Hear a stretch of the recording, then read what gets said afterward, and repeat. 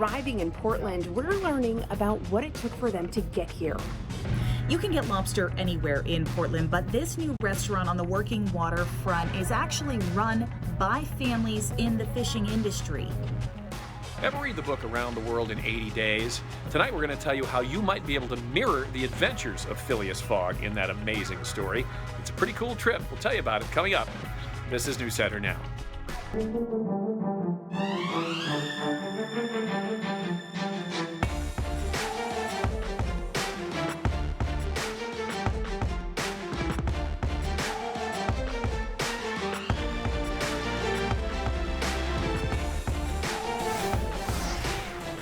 Good evening, everybody, and thank you for joining us. I'm Lee Nelson. And I'm Amanda Hill in for Lindsay Mills tonight.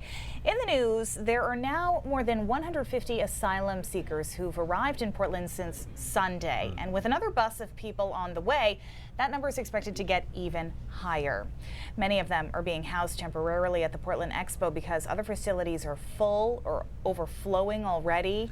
And as city officials in Portland work to keep everybody as comfortable as possible, we're learning more about what it took for these people to arrive here in the first place. Samantha York is here with that. Hey, Sam. Hey, Lee and Amanda. Yeah, when you walk into the Portland Expo, you're greeted by a sea of cots, children playing, and a handful of people brave enough to share their story. Sandrine came here from Cameroon, which she described as a war-torn country full of violence and fear. She's worried about persecution from her home country, so she asked we didn't share her face or her last name. But this is her story.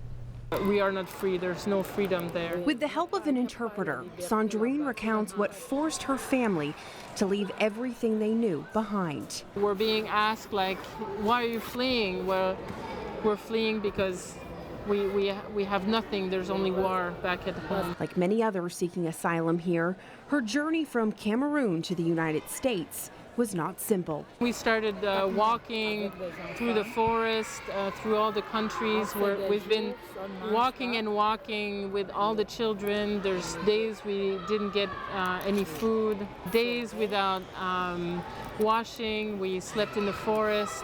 She says her family lived like this for more than 4 months until finally reaching the southern border of the United States and eventually their final destination, Portland, Maine.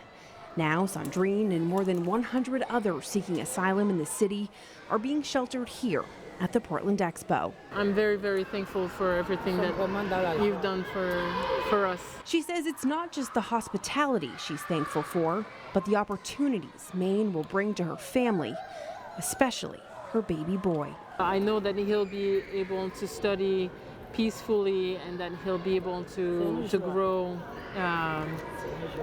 So it's a great joy. As the city works to provide Sandrine and others with everything they need, she says what they have now is more than she could have hoped for, and she can't wait to see what the future holds. We're going to start over. We're going to start a new life. We're happy to be here. We love the United States, and we're really thankful and really happy for everything you do for us. Now, as we mentioned, city officials are running out of room and also funds for these asylum seekers, but so far they've been able to collect more than $63,000 in donations. And the president of the University of Southern Maine has offered up a dorm on the Gorham campus until August 7th. And Governor Janet Mills is expected to be here tomorrow to speak with city leaders to determine how and if the state will be providing funds to assist. Guys, back to you. Awesome. Sounds like short term anyway, they're really stepping up to help. They being lots of people. All right, Sam, thank you very much. We'll check some news this evening, day 4 of the John Williams trial. And today the jury got to see a live demonstration of how the state says Corporal Eugene Cole was killed. Prosecution called a Maine State Police investigator who's trained in bloodstain pattern analysis and shooting analysis and reconstruction. Before the jury got to see this, the defense argued against the witness, but the judge allowed it. After analyzing all of that evidence, the investigator determined it was not possible Corporal Cole was standing when he was shot, but rather he was either on his hands and knees or crouching down, and that his arm was up in a defensive move. Shannon Moss is going to have much more on this coming up in the next 90 minutes. Also around the state, a bill requiring public and private insurance companies to cover abortion is now law in Maine. Democratic Governor Janet Mills signed it today, a day after the legislature finalized the measure. The approval comes after the state faced a lawsuit over its restrictions on abortion providers. It is the second bill passed recently by the legislature to open up abortion access. All right, so Keith was very happy to be here yesterday when it was beautiful, and he ducked right out because it's not. So Jess is here to clean things up for him. Hey, Jess. That's right. He's hiding. I have to clean up everything. We have some rain showers, guys, out there today. We'll see some rain still through this evening, but then some brighter skies on the way for the next couple of days at least. So you can still see plenty of rain out there right now. We'll continue to see these showers through the next couple of hours. And then for tomorrow, a couple showers will still hang on, but then it's going to clear up at least in time for the first half of the weekend. So some good news there. Still some more rain again off to our south and west, and we could see just a few showers around for the day tomorrow, but it should warm up tomorrow too.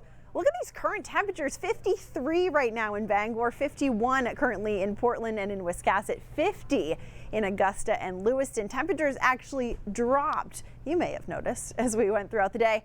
This is the temperature difference between this time yesterday and this time today, 15 to 25 degrees cooler in spots. It is cold out there with the rain.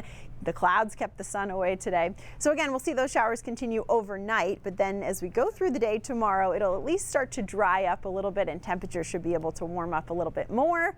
And then the first half of the weekend, guys, looks pretty good. We could be talking 80 in some spots. So we'll talk about that coming up in just a bit. What is that going to feel like? I don't even know. All right, checking tonight's headlines. White House Press Secretary Sarah Sanders will be leaving the Trump administration at the end of the month. President Donald Trump announcing the news on Twitter. He says Sanders will be returning to her home state of Arkansas and has not immediately named a successor. Sanders is one of the president's closest and most trusted White House aides and one of the few remaining who worked on his campaign. Trump hopes that she will run for governor one day. Meantime, a federal watchdog agency is recommending that President Trump fire one of his most ardent defenders, Kellyanne Conway. The reason?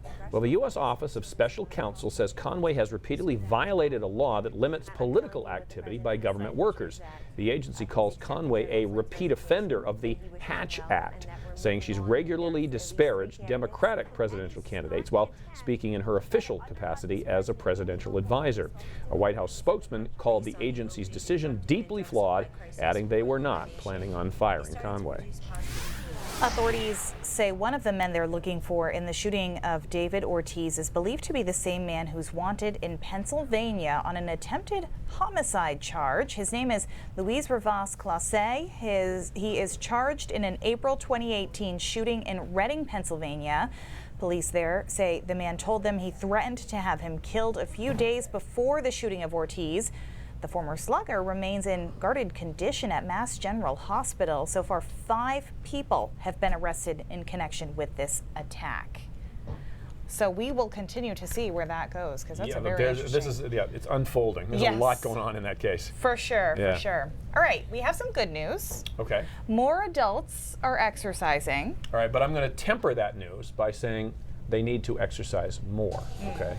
This is according to a brand new report from the Centers for Disease Control showing that only 25% of adults living in urban areas, that's who they studied, got enough physical activity in 2017. Now that is up from 2008 when only 19% of adults met the physical activity guidelines at the time. So how much is enough? Well, the CDC says adults should get 150 minutes a week of moderate intensity aerobic activity and do muscle strengthening exercise at least twice a week. All right, so get to work. You're definitely in the exercise category. Yeah. I am not. No? I am not. No. Yeah, I managed to hit those numbers. All right, we're going to take a little break here, but coming up, like a lot of companies are doing right now, Target is stepping up its shipping game, so we're going to tell you just what they're doing.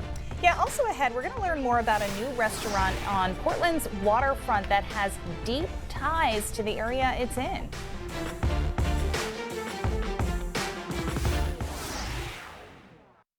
Hello. You look great, though. You've Thank you. gotten fit somehow. So I especially hit a low point when, hi Facebook, we're talking about exercising and adults not exercising enough. remember when my ankle was really swollen? Yes. So I Which still wasn't- kind of have the remnants of, like, they're calling it arthritis. And so that's been, I stopped completely because they told me to stop moving. And now they're like, okay, you really should move. And I'm like, do I have to? You got used to it. Yeah. I got lazy for sure. That's what we have the monitor. Huh? Oh, Okay. How often are you guys getting exercise? You know, I think most people are not. Well, yeah, active enough. it said 25% of adults. So that's really not very many. No.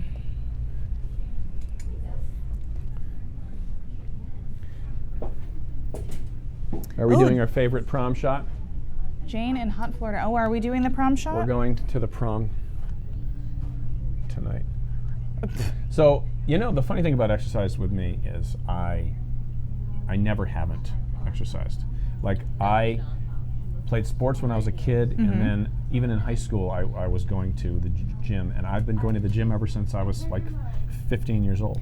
I think once you get into that, then it's easier to keep going with it I could because you not. want to, you crave Well, it. I could not. Yeah, I mean, I would. I'm an addict. There's no doubt. Yeah, you get to that point, and I think that's a great point to be in. I mean, I was athletic through high school and college, and then, I don't know, the minute you start getting lazy for a long enough period, Oh, it's definitely harder to get back. Yeah. There's no doubt. Yeah. But I mean, it's as much about your head, I think. I mean, You I feel just, so much better. Yeah, I would be unbearable. I'm barely bearable as it is to be around, but I would be unbearable if I didn't work out. There is a huge difference. I mean, you're more awake during the day, you sleep better at night, you just feel better. Yeah. That's why I'm so grumpy now. A lot of people weighing in on the asylum seeker story on Facebook here. Oh, yeah. Sorry, we don't mean to ignore you. We're lost in our own world this evening. Yep, Francis saying take care of your own people first, homeless and veterans. 10 seconds.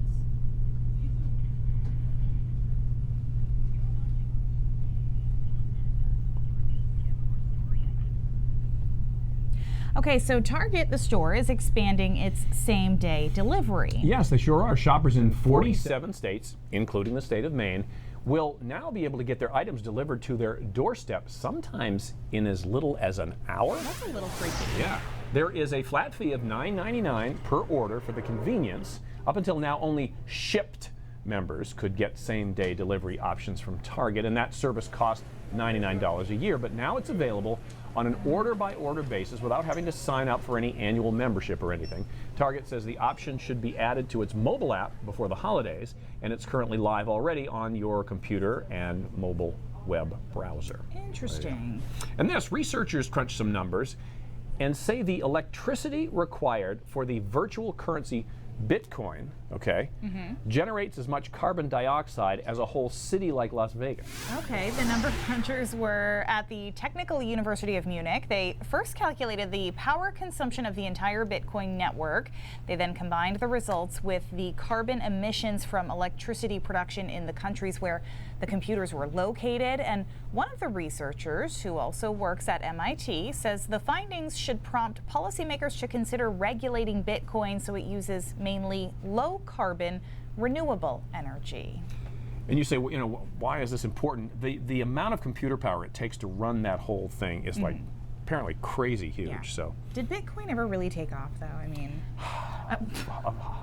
I'm not using it. Me neither. I'm terrified of it. All right, we got to take a break here. Coming up, though, this is very interesting. The cost to travel around the world in 80 days might surprise you. It's not that expensive. Also, hopefully, we will get great weather for the next 80 days. Just back with a look at the weekend forecast.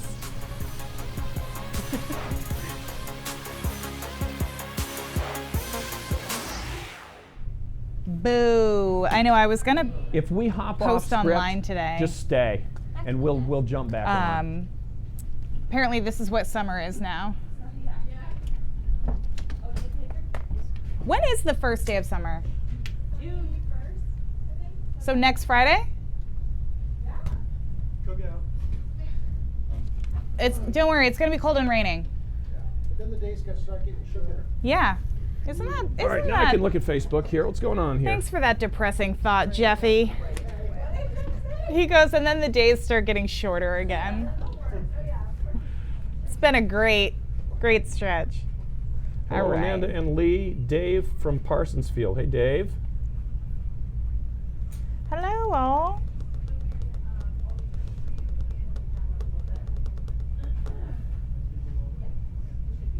A lot of people weighing in on the asylum seeker story. That's been a huge story. A lot of people have really intense feelings on either side. Clearly. A lot of people have been weighing in on the News Center Maine Facebook page, and I know on Samantha's social media, anyone who's been sharing it.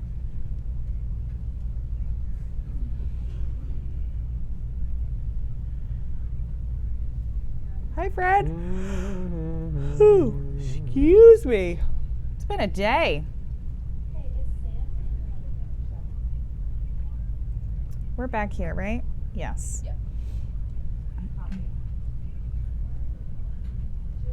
Okay, so you've been to Luke's Lobster. I have. I've been to Luke's Lobster. It is actually, it is a beautiful view. Yeah.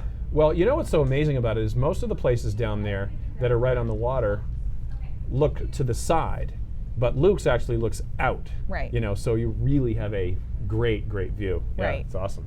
Well, that can be, it's a tough balance to have a working waterfront and to get a view. Mm-hmm. And yeah, they've definitely figured it out. They did figure it out. They bought the whole pier, right? I don't know if it's the whole pier or just the end. Okay. That tip, but they renovated the entire end of that I think pier. they may have bought the whole pier. Did the they? whole darn pier. Yeah. Well, there we go. I know they renovated the pier and they made docking space, better docking space for the lobster boats. Oh, nice. That they get their lobsters from. That works.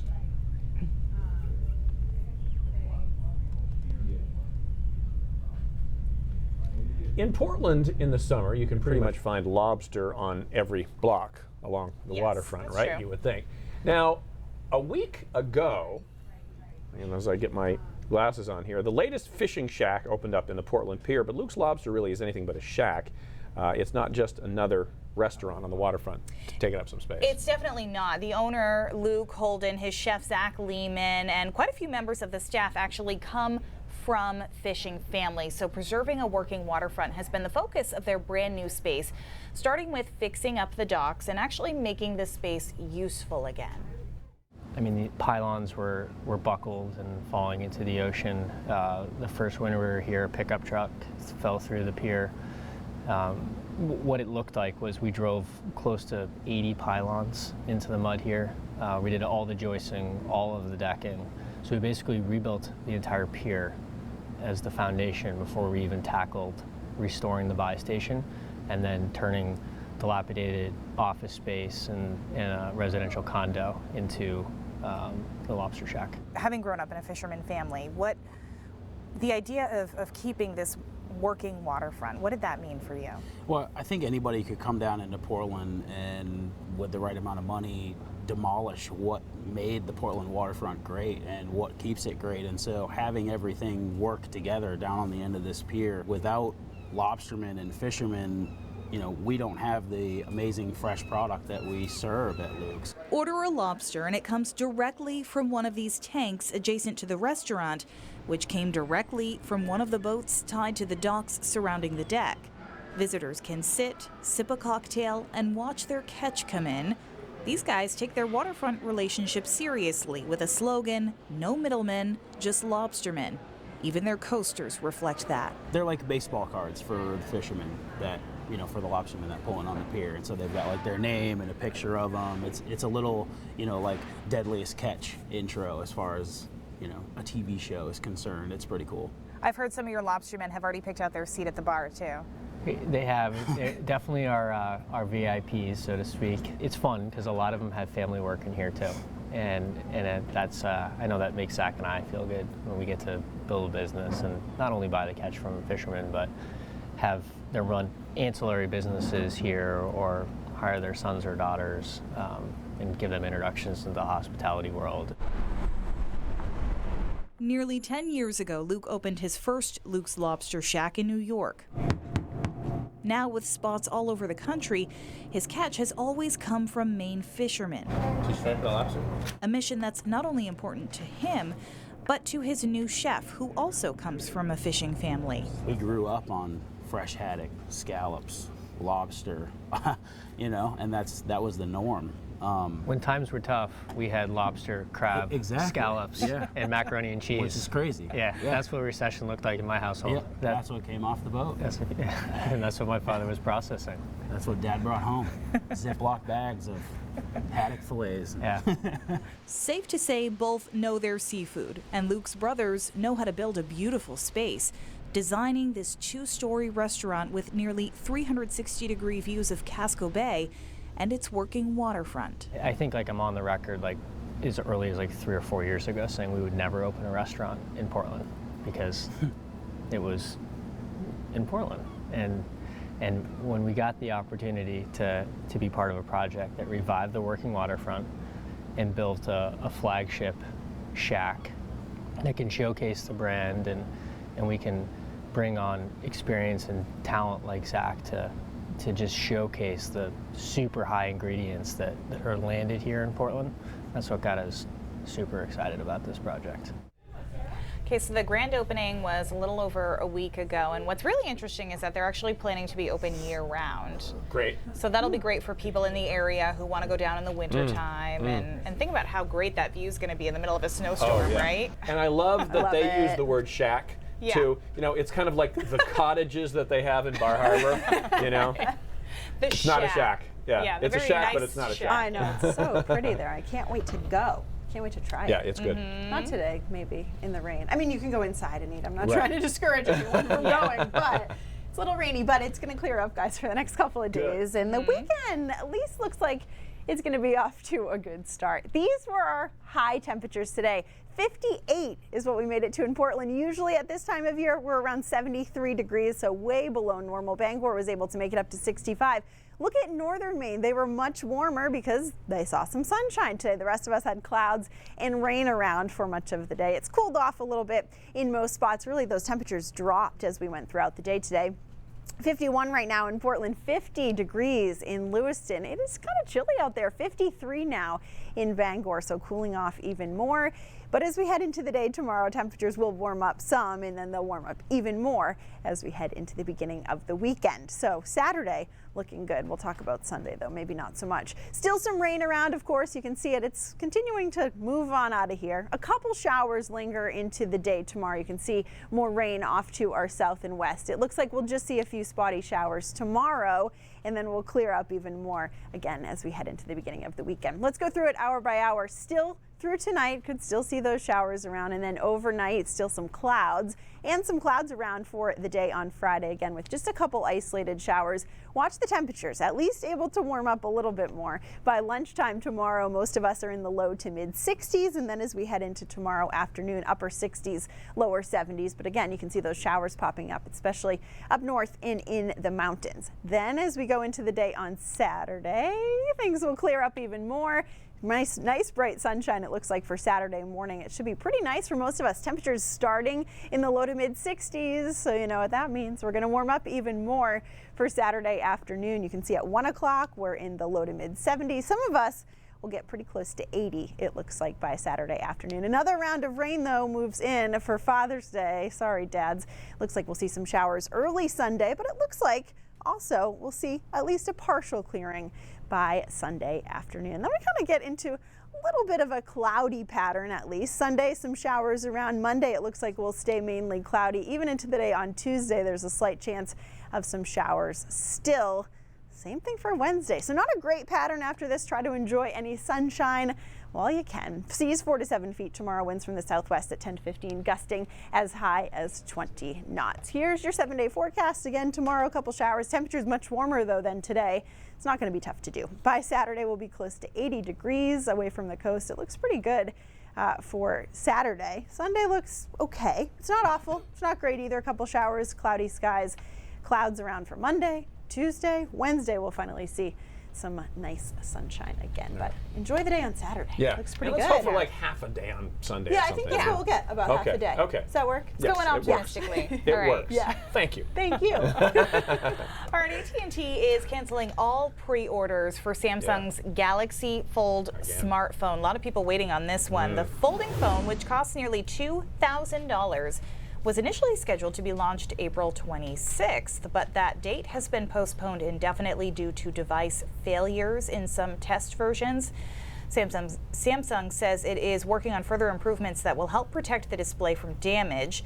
They were aiming to launch the phone this month. However, there is still no word on an actual release date. AT&T sending out cancellation notifications via email to anyone who pre-ordered the Galaxy Fold.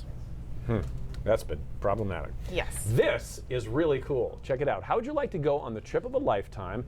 You do need kind of a lenient vacation policy, but not a lot of cash. Airbnb is recreating the adventures from Jules Verne's classic novel Around the World in 80 days. So you could travel across 18 countries using 8 modes of transportation, including a hot air balloon. The experience is meant to mirror the adventures of Phileas Fogg, from exploring the Galapagos Islands to hiking mountain ranges in Australia and everywhere in between. So starting June 20th, you can book your 80-day trip. It includes all accommodations, transportation between destinations, food and drinks. You do have to buy a round-trip flight to London, because that's where it starts. But then it's fairly inexpensive. The price tag is $5,000. But again, that is for 80 days. Yeah, that's not bad for No, 80 days. It's really good. I mean, between you and Cindy, do you have enough vacation time? If we combine it, maybe we can do it. I'm thinking sabbatical. Yes. Do we get those? I don't know. Yeah. It's worth an ask. A lot coming up at 5:30 tonight. We do yeah. indeed. You know, how many times have we told people not to pour flammable liquids on fires, yet people do it. And now a toddler is severely burned. We're going to have that story coming up for you at 5:30. Also ahead, just last year in Massachusetts, a man was killed by a great white shark on Cape Cod Beach. And we've been hearing a lot about shark attacks on humans. So the question is, are the number of shark attacks actually increasing? We're going to verify that for you all ahead at 5:30. Back to you. All right. Da-da. Jaws, first Jaws, shot right down there on the Cape. That's right. Ugh. Yes, you know what that is. I do, of course I do. All right. There are some in the newsroom who would not. Now continues in a moment. I am not one of those babies. But I was in high school when they that came shot out? it. Yeah. So Sarah was saying Cuba Gooding Jr. was walking into court today being all smiley, and I was like, well, what's he charged with? And she said groping. I was like, well, he was probably just trying to find the money. Oh. And she looked at me. Show me the money. And she was like, Doodle-doo-doo-doo.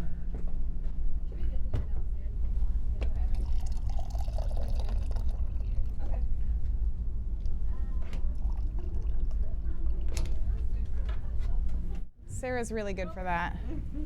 There she is. She's good at making people feel old.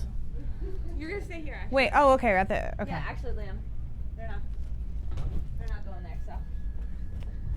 Sorry, Facebook. Look at you, just looking at a blank screen over there. Ugly face.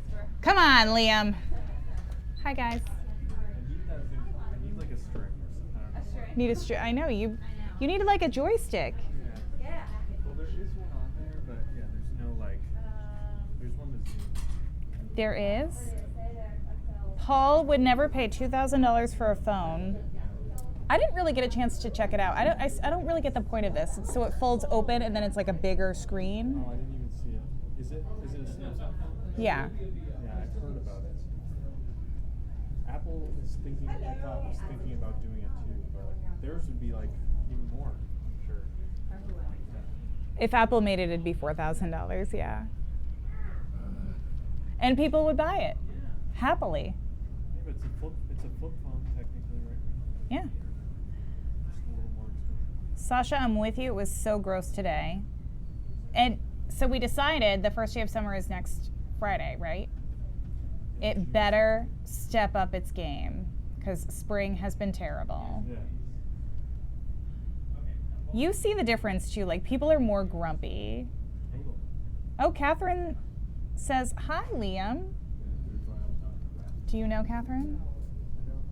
I don't want to say her name wrong. Nolan Tui? You do? Do you say hi back? Do you want me to say hi back for you, or give her a little wave?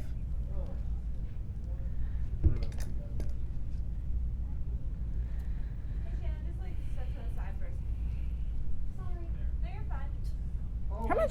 She got all this script, the placeholders went in? Yeah, all the ones that I put in. Yeah, okay. Finally materialized. This is a shot you don't see very often. This one comes from Gail Smith at her camp in northern Maine. I hear Shannon Moss oohing and aahing over there. A moose cow nursing her twin calves. Gail said she saw at least 16 moose, 4 of which were calves, including these twins, during her week at camp. You can see they look a lot alike in this second picture. Just hanging with mom, getting some water, getting some sun. How sweet. Ah, love it. All right, that's News Center at 5. More news straight ahead at 5:30. Coming up. I've been here 20 years. I've never seen a moose, and this woman sees 18 of them. Facebook, thank you. I know, right? I'm just saying goodbye to Facebook. Say hi to Facebook. Have a good night, guys. I need you guys to swap. Oh, let me get out.